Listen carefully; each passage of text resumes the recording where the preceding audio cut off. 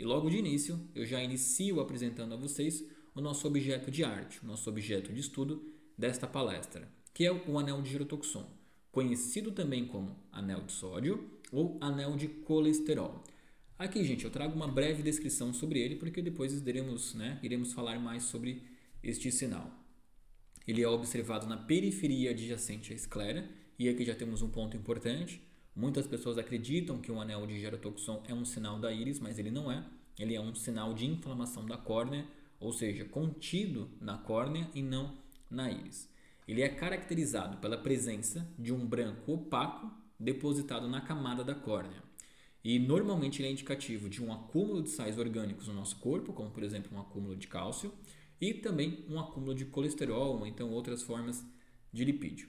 Aqui na imagem, pessoal, vocês conseguem observar claramente, né, a íris, nós temos a parte colorida do olho, e na periferia da íris, se bem que esse sinal já está invadindo bastante a íris, nós temos esse sinal branco opaco, né, que é um sinal, é um tipo de íris de livro bem caricato. Esse sinal, então, esse anel branco opaco é o que nós chamamos de anel de gerotoxon. Aqui na imagem à direita isso facilita a visualização, né? Eu escondi a íris com esse anel branco para que vocês fiquem vendo apenas o nosso anel de gerotoxon. E pessoal, nunca é demais relembrar algumas estruturas da íris, tá? Eu preciso que vocês tenham isso em mente para que vocês entendam a localização do anel de gerotoxon, tá legal? Bom, aqui, né, nessa parte azulada nós vamos ter o que? A íris que é a parte colorida do olho. Ela é um tecido conjuntivo composto por fibras musculares, vasos sanguíneos e células pigmentares, que promovem, obviamente, a cor dos olhos. Depois, uma outra estrutura muito importante, que é a pupila. A pupila que é o orifício central da íris, que é por onde a luz passa, né, para dentro do olho. Lembrando que o tamanho da pupila ele vai ser controlado pela contração muscular e ele se ajuste conforme a intensidade da luz. Agora aqui, na parte branca do olho, nós vamos ter a esclera, né, que é conhecida como a parte branca do olho. Ela é uma camada fibrosa que recobre externamente o globo ocular e que promove suporte e sustentação para outras estruturas internas do olho. Ok? Agora nós temos mais o que aqui? A conjuntiva. A conjuntiva que ela é uma membrana mucosa transparente que recobre a esclera e a parte interna da pálpebra. E aqui a córnea, que é o globo, podemos chamar de globo cristalino, né? Ele é a estrutura transparente que recobre a parte anterior dos olhos, tá? Então isso aqui é a córnea e é na córnea que nós vamos localizar então o anel de girotoxon, tá? Uma imagem bem bonita aqui que serve como um bom guia, um bom mapa para vocês para o que vai vir adiante. Agora aqui, pessoal, a definição didática do anel de girotoxon e depois eu trago para vocês o que causa esse anel de girotoxon. Bom, o anel de girotoxon ele é o nome de um anel que é formado por substâncias gordurosas como o colesterol ou outros lipídios, né, ou sais orgânicos também.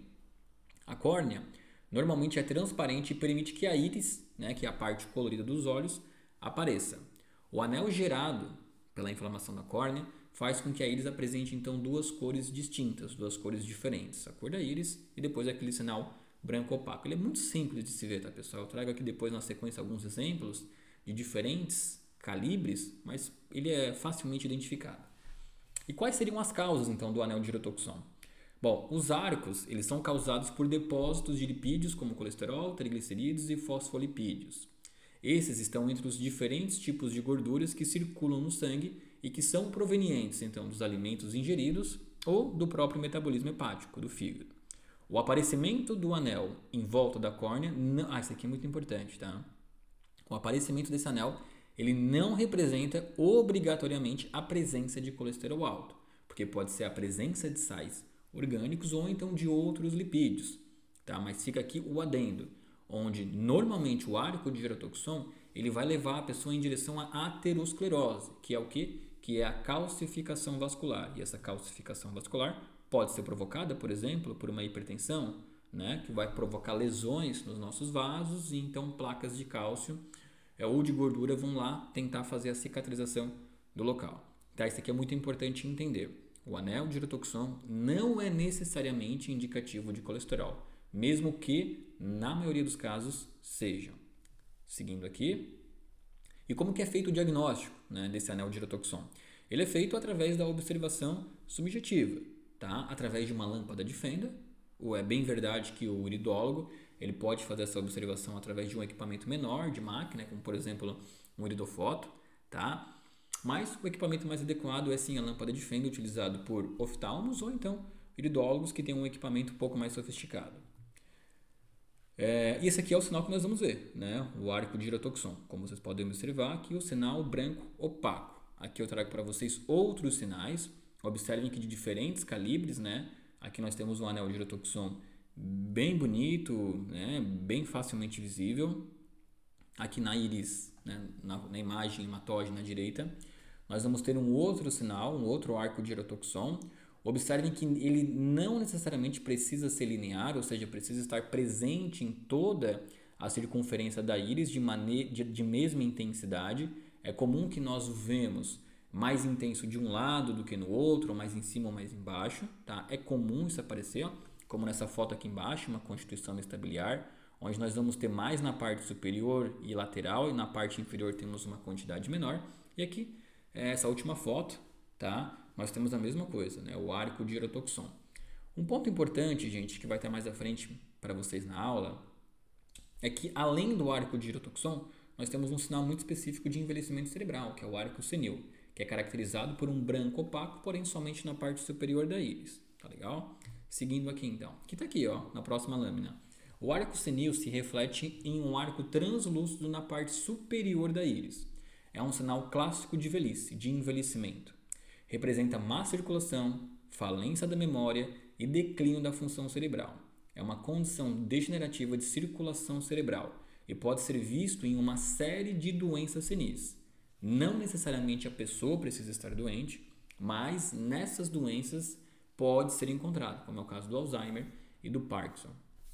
E assim como o girotoxon, trata-se de um sinal de inflamação da córnea e não de um sinal da íris. Um ponto importante, gente, tá, que eu trago para vocês aqui, é que esse sinal, tanto o arco senil quanto o anel de girotoxon, quando é visto em pessoas menores, né, abaixo de 40 anos, nós ligamos um alerta importante para avaliação da vascularização da pessoa. Quando é observado em pessoas acima dos 40 anos, ele acaba ficando um pouco mais comum, por conta, obviamente, do envelhecimento, né? E com o envelhecimento, a possibilidade de surgimento de doenças crônicas, né? E, por consequência, a lesão no sistema vascular, né? Endovascular, podendo provocar essas lesões, levando então a uma calcificação ou então a placa de aterosclerose. Então, qual que é o risco da dislipidemia elevada? Né? Se o arco de girotoxon ele pode indicar dislipidemia, né? É verdade que não é exclusivamente a dislipidemia, mas pode indicar. Qual que é esse risco? O risco é o seguinte: o colesterol, junto com a hipertensão e outras doenças crônicas, como por exemplo a obesidade e a diabetes, são os principais fatores de risco para doenças cardiovasculares, principalmente infarto, AVC e tromboses arteriais. Quando elevado, muito elevado, o colesterol aumenta o risco de depósitos de placa ateroscleróticas na parede das artérias, causando então a obstrução delas. Esse aqui é o verdadeiro risco, gente, tá? Então, o arco de girotoxon, que pode representar dislipidemia, mas não obrigatoriamente pode também representar o acúmulo de placa aterosclerótica, levando a uma calcificação vascular, podendo provocar também uma obstrução dos vasos. E aí o risco é enorme para AVC, infarto e por aí vai. E aí, gente, um ponto que eu trago aqui em comum na aula é que hoje em dia está muito comum a suplementação de vitamina D3, que é sim um excelente hormônio para manutenção da saúde, para aumento dos níveis de cálcio plasmáticos, aumento do sistema imunológico, ela é perfeita, tá? Um dos principais ingredientes aí para aumento de imunidade. Porém, existem riscos na suplementação isolada da vitamina D3. Tá? E é isso que eu quero trazer para vocês aqui. Qual que é esse risco e o que nós podemos combinar para evitar que uma suplementação, por exemplo, de vitamina D3, piore esse arco de girotoxon. Vamos lá então, pessoal, aqui ó. A má absorção do cálcio, elemento fundamental para a formação óssea, se inicia com o avanço da idade e essa redução da absorção está relacionada com a queda de 25-hidroxi-D, que é a forma inativa da vitamina D, né? A gente sabe que quanto mais idoso é a pessoa, menor é a síntese de vitamina D3 no organismo dela, por mecanismos que vão envelhecendo no nosso corpo. Então é muito comum a suplementação de vitamina D3 em pessoas mais idosas, porque vão estar suplementando aí a forma ativa da vitamina D3, né, que é 1,25 hidroxicolecalciferol, tá? Então, essa suplementação, que é sim importante, tem que ser avaliada para perceber se o risco de impacto na qualidade da vida da pessoa. Eu sou muito a favor da suplementação de vitamina D3, tá? Mas a partir dos 40 anos, principalmente quando eu já estou diante de um paciente onde eu observo esse arco de girotoxon, eu preciso ligar um alerta e pensar 2 vezes em suplementar de forma isolada a vitamina D3. Tá? Por quê? Porque o papel central da vitamina D3 é aumentar o nível de cálcio plasmático no nosso sangue, no nosso plasma, obviamente, né? E se eu já sou uma pessoa com formação de placa de ateroma, que é indicativo de gerotoxon, se eu aumento o índice, né, se eu aumento o nível de cálcio plasmático, eu posso estar promovendo um acúmulo maior de cálcio nesses meus vasos, podendo piorar então a formação de placa aterosclerótica. Tá legal? Mas como que eu previno isso, gente? Como que eu previno isso? Olha só que dado interessante aqui, tá? Ó. Alguns modelos experimentais de calcificação vascular, tá? Alguns modelos dizem, né, baseados na suplementação isolada de vitamina D, dizem que essa suplementação isolada de vitamina D pode justamente provocar um aumento da calcificação metastática, tá? E deterioração da função renal. Óbvio que isso só acontece, né? Só acontece em pessoas que já possuem uma calcificação da parede arterial. Pode acontecer com qualquer um, é bem verdade, é raro sim, mas em pessoas com uma calcificação vascular esse quadro se agrava. Então a lição da aula aqui de hoje é que em pacientes com gerotoxon ou dislipidemia ou formação de placa de ateroma, a suplementação de D3 é bem-vinda, porém não de forma isolada. Como é que a gente garante, por exemplo, a segurança de suplementação de vitamina D3? Quando a gente adiciona uma importante vitamina, que é a vitamina K2, a MK7 ou menaquinona. Tá? A função da menaquinona é estimular, por exemplo, proteínas, como é o caso da osteocalcina, para que elas possam transportar o cálcio do plasma para os ossos. Então, no passo em que a vitamina D3 aumenta o nível plasmático de cálcio, a vitamina K2 estimula as osteocalcinas, captando esse cálcio e levando-o para o seu local final, que é então os ossos, tá? Então essa é a forma mais segura de suplementação, vitamina D3 associada à vitamina K2.